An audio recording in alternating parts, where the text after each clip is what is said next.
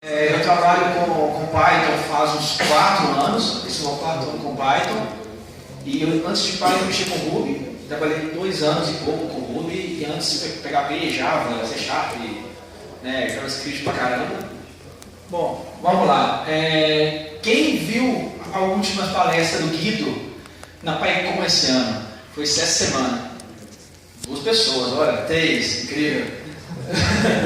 Então, a última do Guido foi sobre type hitting.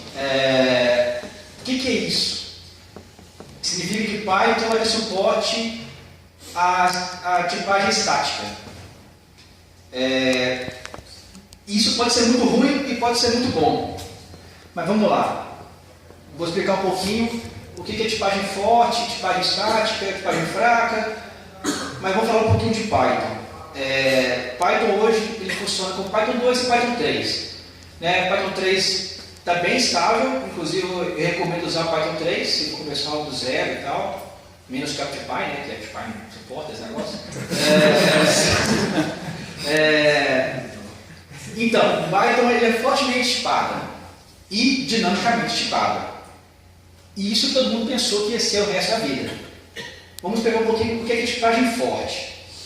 Tipagem forte significa que eu não preciso declarar explicitamente, significa que eu não posso declarar explicitamente que é uma string. Eu posso simplesmente chegar e falar que é uma string apenas colocando, sei lá, aspas 1, fechando as aspas, é uma string. E eu não consigo somar ela com outra coisa a não ser uma string, né? Como JavaScript ou PHP, por exemplo. Go também. Go, não, mas não. Go quebra. Tá, vamos lá então. Nesse exemplo aqui eu coloquei uma string e coloquei um número, né? Você vê o número aqui, ele é um inteiro. Então se eu somar um inteiro com uma string vai dar um erro. E tipagem dinâmica aqui não precisa fazer nada. Simplesmente eu falo que é uma string pronto. Né? O que é o problema disso? O problema disso é que você não consegue ter um debug eficiente para isso. Significa que qualquer coisa pode ser qualquer coisa. Isso é passar de parâmetro, chamar de classe, retorno das coisas. Isso é bom para metaprogramação, por exemplo. Quando você precisa que código gere código. O Rails é muito isso, o TypeScript é muito isso. O Django, inclusive, é muito isso. No Python 2, a tipagem ela vem do tipo type. No Python 3 é um class string. Python 3 segue o padrão de Ruby. O Ruby também tudo é uma classe. Então, string hoje é uma classe. Né? O problema, entre aspas, problema, sabe? Porque a maioria das linguagens dinâmicas elas são bem eficientes em questão de como você desenvolve o código. Tende a ser simples. Né? Basicamente, você coloca uma função, um parâmetro e você tem um retorno. O retorno pode ser um log, um print, ou um objeto retornando, menos Ruby que tudo retorna alguma coisa. Mas no caso, esse exemplo aqui, a função result, ela recebeu um como parâmetro e o retorno dela é um num mais 1. Nisso pode ter 3 perguntas em cima disso. O que é um num? Você supõe que o num é um inteiro, ou um float, que pode ser somado com o outro. O que ela retorna? Nesse caso, ela vai retornar um inteiro ou um float. Se o valor der certo, não der nenhum erro, né? Não der nenhum exceto no meio. Como que você documenta isso? Né? Você vai ter o trabalho de colocar uma string do Python falando que os parâmetros, que o num tem que ser um número inteiro ou float, e o retorno tem que ser um inteiro ou float. Na maioria dos casos, ninguém faz isso. Por quê? É uma função muito simples, está explícito. Está fácil de ver o problema, né? Basicamente, ok, você não vai ter uma IDE no Eclipse, sabe, ou no NetBeans, na hora que você dá um result, ele vai te dizer, isso é um valor que recebe X, que pode ser um número, e vai retornar Y, que pode ser um número também. Você não vai ter isso no Eclipse ou no Vim também. No caso eu uso o Vim, então eu também tenho esses esquemas de debug e autocomplete e go to definition. Eu não tenho isso no Python. Quando eu trabalho com coisas tipadas que nem Go, eu consigo ter. Vamos lá. Tipagens estáticas. No mercado tem muita coisa que é estática hoje. Né? Antigamente falava que, não antigamente, há uns 5 anos atrás, o pessoal falava que tipagem estática era coisa de linguagem antiga, né? C Sharp, Java. Mas hoje tem Scala, tem Go, tem Swift, tem Haskell, que são tipagens estáticas e são linguagens modernas. Go, inclusive, está fazendo muito sucesso. Tem uma comunidade enorme, gigante. Se você abre uma repositório no GitHub de Go, você vai ter contribuidores, vai ter pessoas interessadas. Tem muito evento de Go. O Google está ajudando muito a divulgar, não só o Google, mas tem muitas empresas que usam, principalmente empresas ligadas a ciência de linha, performance, e tem muita coisa web. Antes não tinha, agora tem ORM, tem muita coisa. Som. Então, e Scala também é muito boa, Swift, que veio para substituir o Objective-C. Tem outras linguagens tipadas também, tipagem estática, só que eu vou colocar só alguns aqui para mostrar. E tipagem dinâmica. Aí a gente vai ter um monte de linguagem que é padrão de mercado. Eu fiz os slides 3 horas atrás, então eu não cheguei a revisar eles, tá? Porque foi uma coisa de última hora, assim, que eu esqueci de colocar o PHP. Mas foda-se, ninguém liga para PHP. Então, assim, ó, vamos por exemplo aqui, Lua. O Lua tem Terra, que é a versão dela tipada. O JavaScript tem um TypeScript que a Microsoft criou recentemente para funcionar com o Angular 2, que é tipado.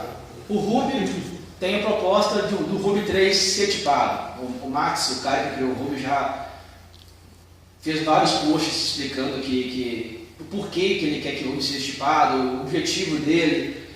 E a tendência é que o Ruby 3 seja tipado, assim como o Python 3.5 tende a ser tipado. Por que tende? O Guido, que é o nosso pai do Python, que é o cara que criou o Python, ele tentou colocar o Python tipado desde os anos 2000, sabe? Só que a comunidade não aceitou muito.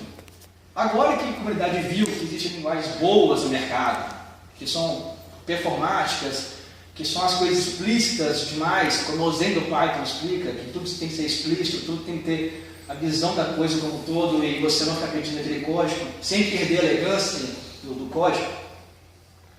Python 3.5 parece que realmente vai ser tipado. É o que eu falei no começo da palestra. É uma notícia muito ruim para alguns, muito boa para outros, só que no final da palestra eu vou dar uma aliviada nisso aí, então a galera que acha que é ruim vai ficar mais aliviado. Por que algumas pessoas acham que isso é ruim?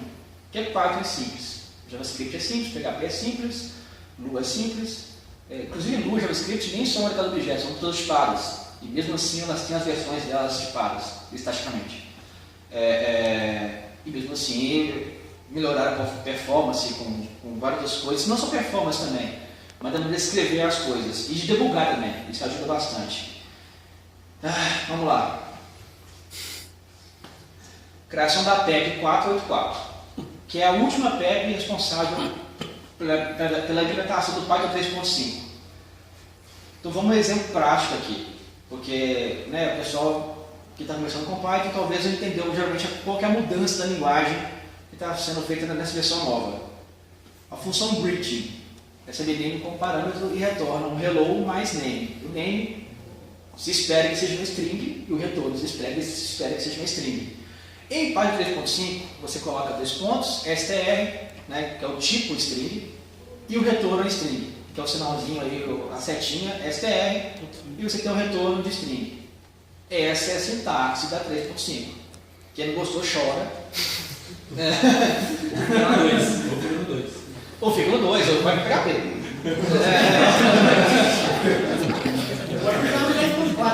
Vou ficar 3 pontos, dá para seco também. Mais calma. Por quê? Porque o Guido está 15 anos postando coisas sobre isso, tocar em linguagem, mas ele não é um ditador ao ponto de mudar a linguagem sem consultar a comunidade ou sem apoio da comunidade, até porque a PEP tem que ser aprovada.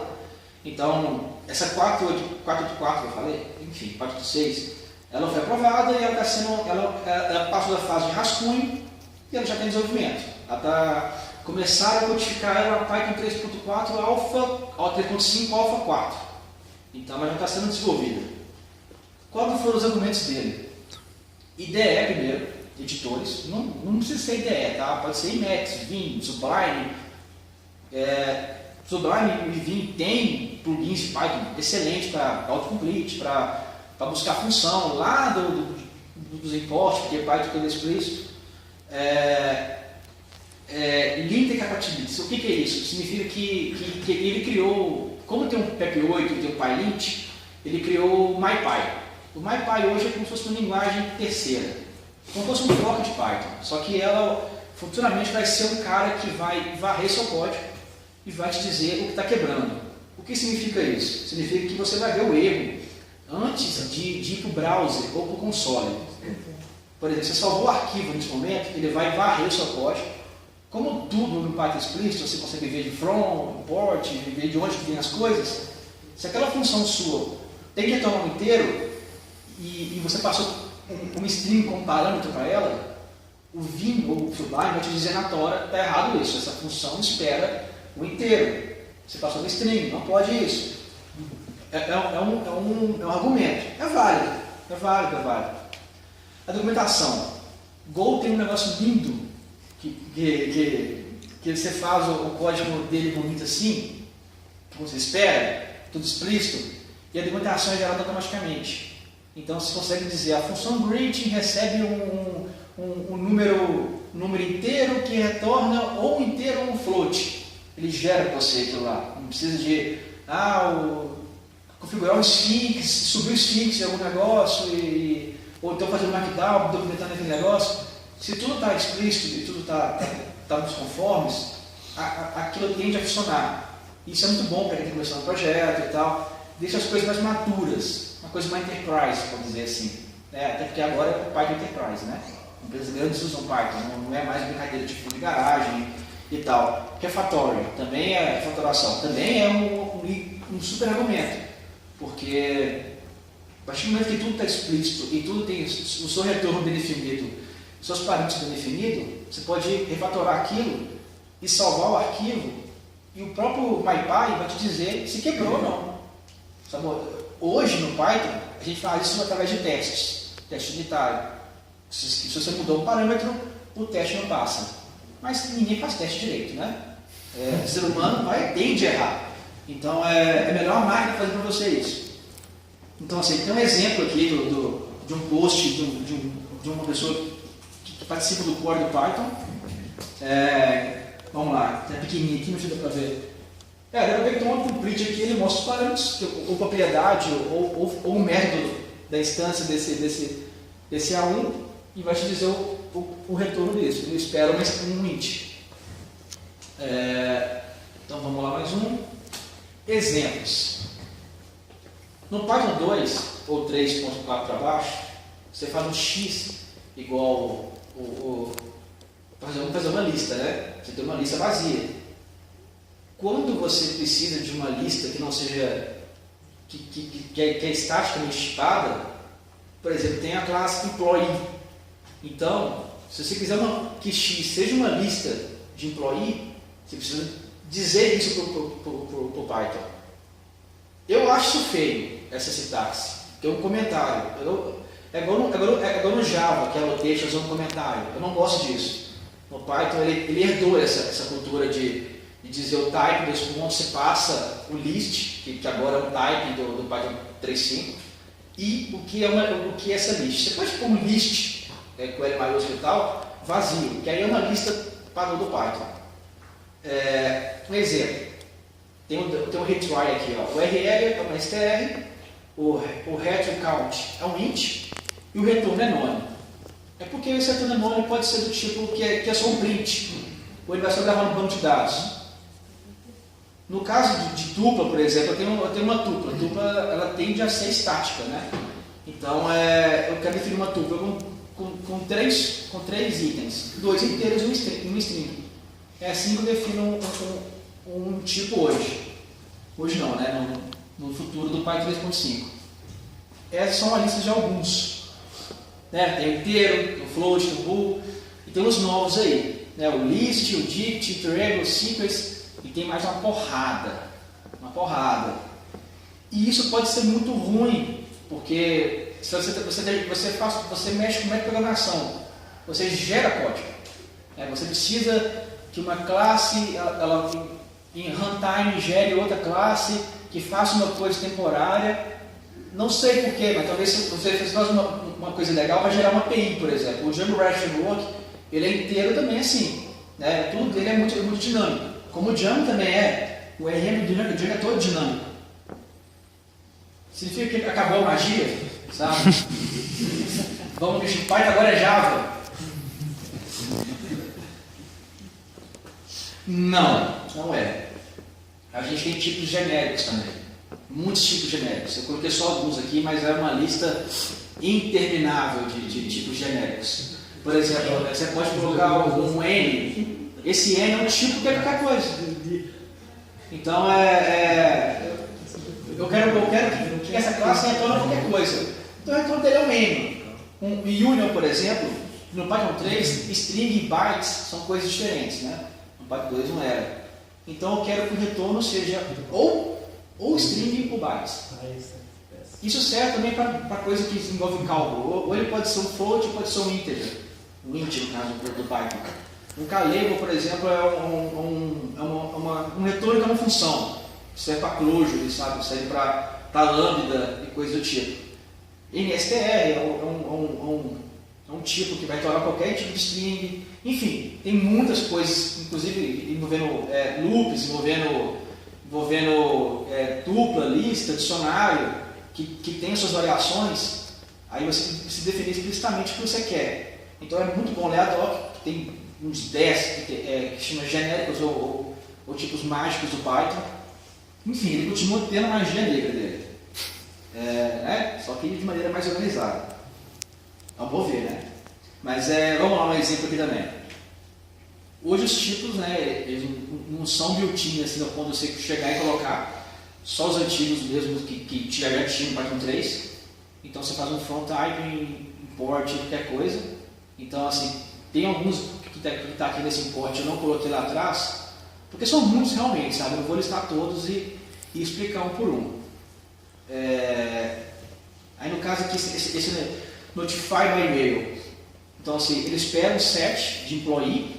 O que é um set? Eu acho que o set é uma mistura de... ou ele é um dicionário, ou é uma lista, ou é uma tupla.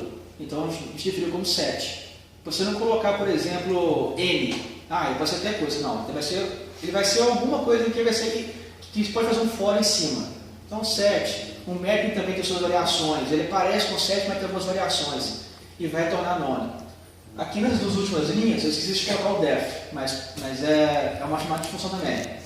Então, por exemplo, o key é uma string, o num é um union de int com float, e espero que o retorno seja um float. Então, é importante você fazer um cast na última linha para retornar um float realmente. Se você não fizer isso, não é o teste que vai quebrar e vai te usar no erro. Quem vai te utilizar é o seu próprio editor. Então, assim, é algo bom quando você trabalha em equipes grandes e quando você trabalha com códigos grandes. Sabe assim, um blog. Sabe, um blog talvez não seria um case bom, faz no Express mesmo. Então assim, agora um RP, um CRM, um sistema interno, ou um portal gigante, que eu trabalhei antigamente com ervilhas na Yackles, que eram portais gigantes e códigos grandes, talvez ajudaria em alguns bugs, sabe, que a gente tinha durante o tempo que a gente trabalhou junto. Tá. Python 3.5 ele tem como escapar. Você tem como fugir do MyPy. Olha que legal. Começou lindo, cara. Então assim, você consegue colocar o decorator do type check em função ou método de classe. E também variáveis, você consegue colocar também um type ignore em frente com um comentário assim para no ar. Ele pode ser qualquer coisa, foda-se. Sabe? O MyPy passa ali e não vê esse cara. Bom. Agora a notícia boa, que o pessoal estava nervoso, comigo ou com o Guido, vai ficar mais tranquilo. Não vai quebrar tudo. Sério, você pode programar Python 3.5 da maneira que você usa hoje com Python 3. O MyPy, que é o cara que vai checar o código, ele não vai vir no core da linguagem. Você consegue rodar o Python 3.5 sem tipar as coisas praticamente. Você só vai tipar se você quiser. Então, se o guia na página dele, inclusive eu vou colocar o link no post ou no YouTube quando for no ar, ou no site do PyTNG, que é muito bom ver a palestra, porque eu não mostrei tudo que o Python 3.5 tem. E nem todos os motivos dele ou da equipe dele, do Python, decidir por isso. Eu sei que é tendência hoje. Por exemplo, se fosse só Python seguir esse caminho, eu entenderia. Naquela listinha de linguagens dinâmicas, eu não pus PHP, eu esqueci que é o PHP, mas ele tem o REC, que é feito pelo Facebook, que é um PHP tipado. Então, assim, basicamente todas as linguagens que são tipadas dinamicamente estão evoluindo para tipagem estática. É uma tendência, sabe? Eu não sei quem falou que isso é o certo. Também não sei algum case que mostra que isso é o certo e o antigo é errado, mas parece ser uma evolução. É uma evolução que vai demorar ainda, sabe? Quantos daqui trabalham com Python 3? Viu? Vai demorar pra caralho. Então, assim, é uma evolução do Python 3. O Python 3 nem é usado hoje. Então, assim, eu já migrei para o Python 3 bastante, mas eu não tenho nada de produção para o Python 3 porque preciso de coisas que são compatíveis com o Python 3, tipo o Fabric ou outras deles. O Fabric é o mais importante para mim, que o Fabric é uma L de deploy, uma lib de deploy. Então, basicamente tudo de Python que é o deploy tem Fabric no meio. Eu posso usar na mão Shell, mas não quero fazer isso. Então, eu vou esperar a comunidade adotar o Python 3. Teve uma grande evolução. Se você pegar os gráficos de uso de Python 3, nos últimos 2 anos está muito grande, comparado a 3 anos atrás, 4 anos atrás, 5 anos atrás. A tendência é subir realmente. A tendência é a pessoa usar Python 3. Inclusive, eu, projetos novos, quero usar Python 3. Mesmo com Django. Eu faço, dou um jeito de deploy, sabe? Porque é assim que começa. Se você não sai um pouquinho da curva do povão, do geralzão, as coisas não andam para frente, ela tende a ficar parada. Então, assim, Python 5 é uma coisa promissora. Ela vai sair agora, nesse ano. O pessoal pensa pois vai sair no final do ano, Python 5, em setembro. Mas a comunidade não adotou Python ainda, principalmente fora dos Estados Unidos. A América Latina inteira é muito conservadora com Python, ou qualquer coisa, outra coisa, né? Questão de cultura nossa, parece. Python 5 tende a sair no fim do ano e na vida da gente não muda nada. No futuro vai mudar sim, porque quanto mais pessoas adotarem Python 3 e mais pessoas virem que isso existe, mais pessoas vão se preocupar com o Python tipado. Por exemplo, a palestra do Guido foi que dia? Foi essa semana, não esqueci que dia. Uns 3 dias atrás, mais ou menos. E só algumas pessoas do meu Twitter, do Facebook, deu algum retorno tipo, que merda, que coisa legal, como isso é ruim, como isso é bom. Mas quando chegar isso a nível de comunidade local brasileira, eu sei que vai rolar um murmúriozinho de vou largar Python. Python 3 nunca vai ser adotado por causa dessa bobagem aí. Então, assim, é tendência ao pessoal reagir contra, como qualquer mudança, né? Quando o Facebook é muito desleal, o pessoal xinga. Então, por que Python é diferente? Então, assim,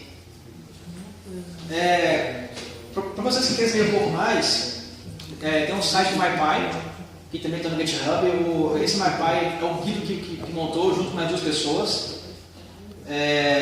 Esse post de baixo também foi o pessoal do MyPy que fez. E lá mostra quase um livro de mudanças que vão vir para frente. Mudanças que vai entrar no core da linguagem esse ano, as mudanças que na prática vão ser aplicadas daqui a alguns anos ainda.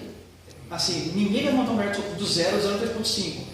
E se usar, não vai usar esse checker do Python do Guido. Eu sinceramente espero que usem, sabe?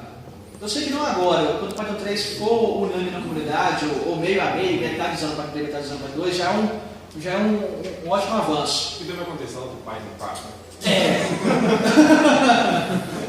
O nível de adoção está muito devagar. Muito devagar. O Ruby saiu o Ruby 2, quantos anos saiu o Ruby 2? Um ano atrás, 2 anos atrás? Cara, sei lá, eu sei que já tá no 2.3. Pois é, então assim, sai o Ruby 2 e a média inteira já vai para o Ruby 2. Quase ninguém está no Ruby 9.3, ou 9.2, ou 9.1. Python 3 tem uma caralhada de anos já. E só agora, na 3.4 para cima, que eles estão pensando em a comunidade local, né, pequena, projetos pequenos, que o pessoal usa Python 3. É o principal que a maioria do que a gente tem produzido no Python, que está tudo usando 2. É porque o Python, por ele ter aquele lance de tudo embutido nele, que o core do Python é gigante. Se você baixa os zip do Python, o Python tem 23 megas, algo assim. O Ruby tem 15 megas. Lua tem 200k. É sério. 200 e poucos K. Então, Python, dessas linguagens dinâmicas, é a que tem mais coisas. E Ruby também não tinha muita coisa interna na linguagem. Ruby 2 que foi acrescentando, mesmo assim tem 10 megas a menos que o Python. Significa que Python tem código pra caralho interno a ser mudado para Python 3. E além do código interno, tem o código terceiro a ser mudado para Python 3. E isso é uma curva muito grande, vai demorar. Estão há 3 anos aí, a comunidade correndo atrás, se esforçando. Mas, né, daqui a uns 2 anos talvez, a gente esteja aqui hoje mexendo com o Python 3 e fazendo. Eu sei que cursos hoje no Brasil, tipo do Henrique Bastos, tipo o pessoal do Pai Cursos, do Renzo e o Luciano Ramalho, todos os cursos são Python 3, inclusive com Django. O Henrique Bastos, a nova turma dele já usa Python 3 com Django 7, agora 8. O Django trabalha muito bem com Python 3, mas é aquele lance, são as dependências terceiras que atrasam um pouquinho a adoção. Bom, é isso.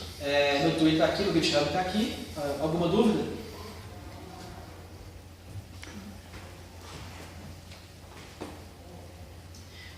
Já que você falou aí do Python 3, achei interessante também comentar sobre a descontinuação do Python 2, né? Que ele vai ser continuado só até 2020, certo? Isso, mas até lá.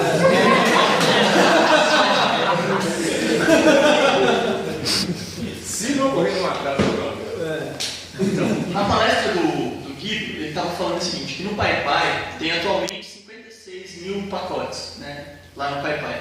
Desses 56 mil, acho que só 5 mil que foram já migrados para o Python 3. E o que ele falava na palestra é que precisa também ter um esforço da comunidade para ajudar também a traduzir esses pacotes, né, converter de Python 2 para Python 3. Então, acho que a gente pode também, de repente, começar a tentar ajudar um desses projetos, passar eles para Python 3 também. Então, para começar a discutir com metade da comunidade Linux, tá? Então, o projeto, tem outra coisinha também só para falar.